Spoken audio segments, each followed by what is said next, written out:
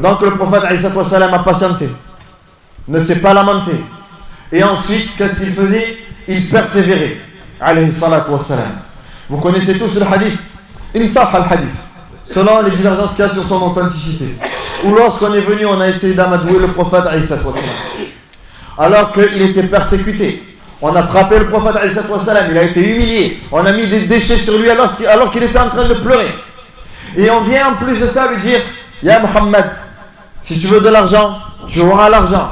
Ya Muhammad, si tu veux de la richesse, tu auras la richesse. Tu veux le pouvoir, tu auras le pouvoir. Tu veux des femmes, tu auras des femmes. Tout ce que tu veux, on te le donnera. Mais arrête, Ya Muhammad.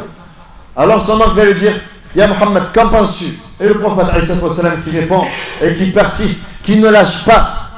Le prophète ne lâche pas et dit: Ya Am, Wallahi, law wada'u ash-shamsa fi yamini wal qamara fi yasari ala an atruka hadha al-amr hatta yuzhirahu Allah aw ahlika fihi ma taraktuhu. Ya Am, oh mon oncle, Wallah, s'il me donnait le soleil dans ma main droite et la lune dans ma main gauche afin que je délaisse ce qu'Allah subhanahu wa ta'ala m'a ordonné, Wallah, jamais je le délaisserai jusqu'à ce qu'Allah subhanahu wa ta'ala mette fin à ma vie, ou alors que sa religion se soit propagée. Il n'y avait pas d'autre option. Soit je meurs, ou soit Allah subhanahu wa ta'ala a propagé sa religion. Maintenant, le fait d'abandonner, ce n'était pas la voie du prophète alayhi salatu wassalam. Et c'est à toi également de ne pas abandonner. Plus tu t'habitues à abandonner, plus ça devient une habitude. On n'a pas à abandonner. Le prophète, pour lui, abandonner, ce n'était pas une option. Et nous, nos objectifs, les abandonner, Wallah, ce n'est pas une option.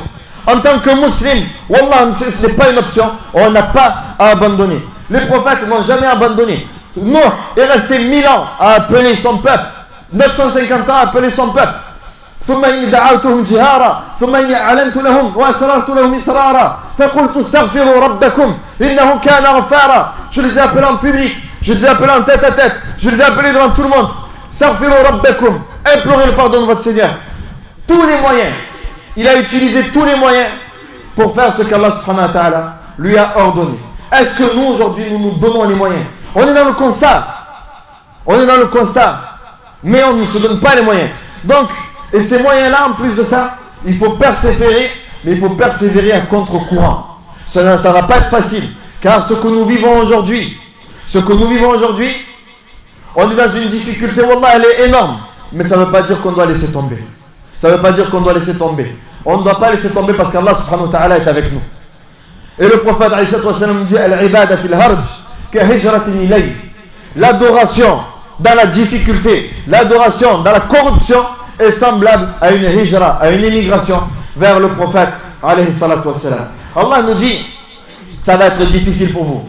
La tublawunna fi amwalikum wa anfusikum wa la tasma'unna min alladhina utul kitaba min qablikum wa min alladhina ashraku adan kathira. Vous allez être éprouvés dans vos familles et dans vos biens, et vous allez entendre de la part de ceux qui ont reçu le livre avant vous, ainsi que de ceux qui ont mécru, beaucoup de mauvaises paroles. C'est ce que nous entendons.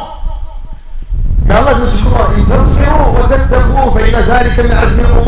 Mais si vous patientez et faites preuve de crainte d'Allah, voilà quelle est la meilleure des résolutions.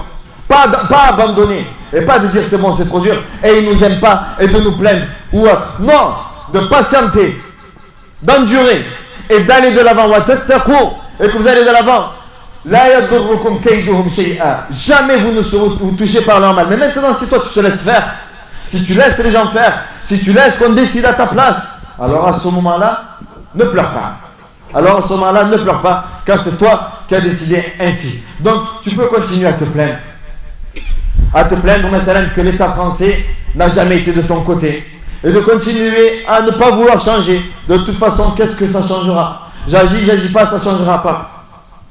Le truc qu'il y a, c'est sûr, c'est que tant que nous ne prenons pas en main nos objectifs, personne ne les prendra en main pour nous. Et c'est sûr, c'est la parole d'Allah qui ne manque pas sa promesse. Inna Allah la yughayyiru ma biqawmin hatta yughayyiru ma bi anfusihim. Allah ne change pas l'état d'un peuple tant que eux-mêmes ne se changent pas, tant que eux-mêmes ne prennent pas la décision de changer. Wa idha azamta fatawakkal ala Allah. Reste ferme et change. Lorsque tu t'es décidé, place ta confiance en Allah subhanahu wa ta'ala. Donc soit tu restes en colère toute ta vie et de dire c'est toujours la faute des autres et tu continues à subir les événements, ou soit tu te sers de ton passé comme une force pour avancer. Car le prophète alayhi salatu wa salam nous dit, le croyant ne tombe jamais 2 fois dans le même trou. Donc tu restes ferme et tu prends cette décision que tous les objectifs dont nous avons besoin, nous musulmans en France, qui doivent voir le jour. Et ils verront le jour. Quelle que soit la difficulté, wallah qu'ils verront le jour. Ils le verront que si tu prends cette décision-là et que tu arrêtes d'attendre que personne agisse. Cette personne qu'on appelle personne, si tu dis ouais mais les gens, n'attends pas. Repousse les limites et tu dois donner le meilleur de toi-même. Le prophète alayhi salatu wa salam nous dit, Inna Allah yuhibbu idha amila ahadukum amalan an yutqinahu. Allah, il aime de la part de l'un d'entre vous, lorsque vous vous engagez dans quelque chose, que vous le fassiez de la meilleure des manières, que tu donnes le meilleur de toi-même, Tu dois te battre pour toute chose. Le prophète alayhi salatu wa salam s'est battu. Pour talab al-ilm, tu dois te battre. Le prophète alayhi salatu wa salam nous dit, Innama al-ilmu bi ta'allum. La science ne vient qu'en apprenant. Elle ne va pas venir d'une autre manière, qu'en ne faisant l'effort d'apprendre. Yahya ibn Abi Kathir nous dit, La yunalu al-ilm bi rahati al-jasad. La science ne s'obtient pas avec le repos du corps. Ça ne vient pas comme ça. Al-ilm idha a'taytahu kullak a'taka ba'dahu. La science, si tu lui donnes, si toi tu te donnes entièrement pour l'apprentissage de la science, elle ne te donnera qu'une partie infime d'elle-même. Mais si maintenant toi tu ne te donnes pas pleinement, tu n'obtiendras rien de la science. Et c'est la même chose pour toute chose. Chaque projet que nous avons, nous devons nous donner pleinement. Sortir de notre zone de confort. On doit se nous dire que c'est bon, ça y est. Si on veut que les choses changent, il faut que nous-mêmes on change, que notre mode de vie il change, que faire des sacrifices, sortir de notre confort et travailler 20 heures sur 24 pour dire, et non pas rester à dormir, à attendre que les gens fassent. Sinon, jamais ça ne changera. Wallah, le seul combat qui est perdu d'avance, c'est le combat dans lequel tu ne t'engages pas. Tu fais rien, c'est sûr que les choses ne changeront pas. Tu veux une école pour tes enfants. Tu aimerais que tes enfants aient le Coran. Qui n'aimerait pas que ses enfants aient le Coran? Qui n'aimerait pas que ses enfants aient le Coran? Qui n'aimerait pas lui terminer le Coran? Tout le monde dit oui, moi je veux avoir le Coran. Je veux que mes enfants aient le Coran. Naam. Et de l'autre côté, qui n'aimerait pas avoir ses enfants médecins? Qui n'aimerait pas avoir ses enfants dans le droit ou autre? Tout le monde aimerait que voir ses enfants réussir. La question est, est-ce qu'on se donne les moyens? Est-ce qu'on s'est donné les moyens? Non. Donc en fait, ce n'est pas la faute des autres et des autres et des autres. C'est notre faute à nous.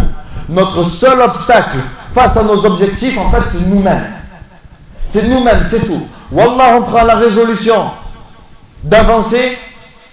Wallah, il n'y a personne qui pourra t'arrêter. Parce qu'Allah subhanahu wa ta'ala est avec toi. Allah Jalla ala, il a mis la terre à ton service. Huwa alladhi ja'ala lakumul arda zalulan famshu fi manakibiha wa kulu min rizqih. C'est lui qui vous a assujetti la terre, qui a mis la terre à votre service pour toi musulman. Il a mis tout ça à ton service. Famshu fi manakibiha. Mais par contre, parcours ces étendues. Ne reste pas les bras croisés à rien faire, à attendre que ton risque va venir. Non. Allah nous dit famshu fi manakibiha. Parcourez les étendues de la terre wa kulu min rizqih. Et ensuite mangez. Mais pas l'inverse. Ne pense pas que tout va venir sans rien faire.